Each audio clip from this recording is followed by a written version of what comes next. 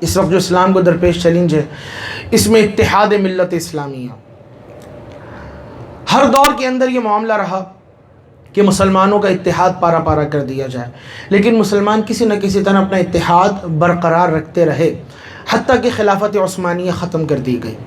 خلافت عثمانیہ تک اتحاد مسلم کی فضا اس زمین پر ہمیں ملتی ہے، لیکن اس کے ختم کر دیے جانے کے بعد پھر آپ دیکھیے جتنی بھی ہماری ریاستیں ان میں وہ لوگ آئے جو دین سے بیزار تھے. ترکی کے اندر دیکھیں وہاں کیا ہوا، اردو میں اذانیں دی جا رہی ہیں، اللہ کا نام بھی عربی میں نہیں لیا جائے گا، اذانیں بھی اردو میں، آؤ نماز کی طرف، بس یہی دین ہے. نرمی ہونی چاہیے دین میں. اسی طرح عرب ممالک میں دیکھیں وہاں پہ کیا حال ہو گیا. آپ کو عرب ممالک کی جو ایئر لائن ہے وہ انٹرنیشنل ایئر لائن اپنے ایئر لائن کو کہتے ہیں، وہاں پہ آپ کو شرابیں پیش کی جاتی ہیں.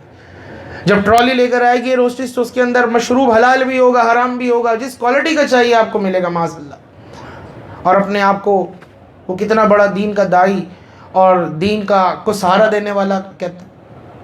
تو اتحاد جن لوگوں کو بٹھایا گیا یہ کوئی بھی اتحاد نہیں کروا سکتا، اس لیے کہ اتحاد کے لیے سب سے بنیادی چیز ہے غیروں پر انحصار کو ترک کر دینا.